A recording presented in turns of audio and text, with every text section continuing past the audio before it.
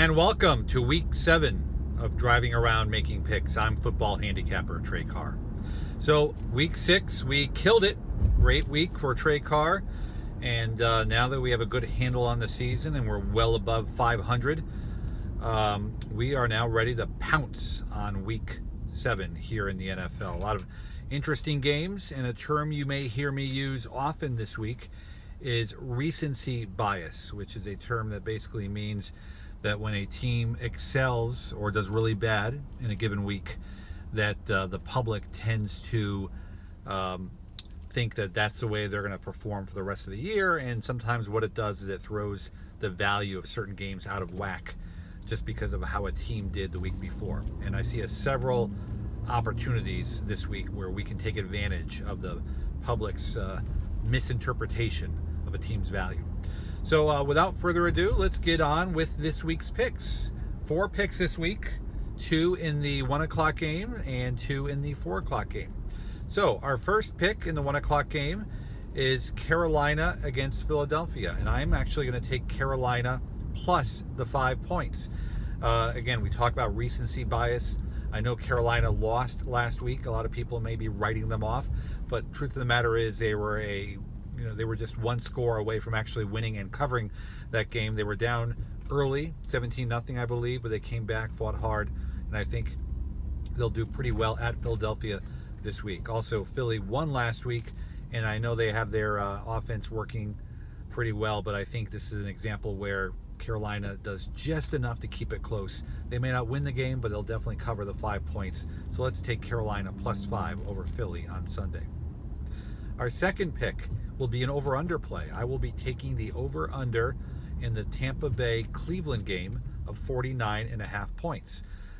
Many reasons why. We know that Tampa Bay, I believe, statistically has the best, if not the second best, offense in the league this season, and Jameis seems to be doing pretty well, as evidenced by the game last week at Atlanta.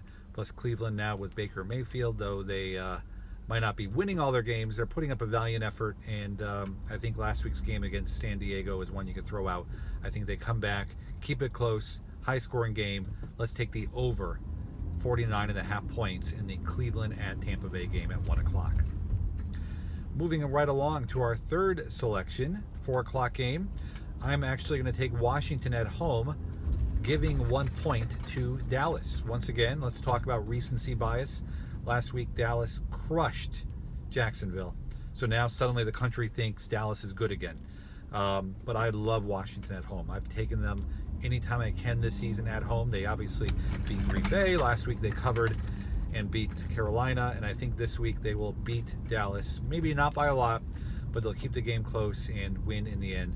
So let's take the Washington Redskins -1 over Dallas, 4 o'clock on Sunday. And now for our fourth and final pick, also a 4 o'clock game, I am going to take Baltimore -2.5 over New Orleans. Now, the public loves New Orleans in this game, but I think the sharp money will come in on Baltimore. The Ravens defense, legendary numbers last week against Tennessee. And though New Orleans is coming off of a bye, I think that's an example of a team whose profile is much more highly perceived by the public than it should be. So this point spread may go back and forth throughout the week, but I think that if it stays at 2.5, I will take Baltimore in what should be a very interesting game, a very entertaining game, and I think Baltimore will do what they can to keep New Orleans in check enough, but at the same time score enough points to beat them. So let's take Baltimore -2.5 over New Orleans Sunday at 4 o'clock. So there you have it. Just to review, we're taking Carolina +5 over Philadelphia. We are taking the over in the Tampa Bay Cleveland game, 49.5. We are taking Washington at home, laying a point to Dallas, and then we are taking Baltimore -2.5 over New Orleans. So good luck in week 7. Our goal here is to keep it going, keep delivering you guys some winners. If you like what you're seeing here on Driving Around Making Picks, be sure to hit that subscribe button right here on YouTube.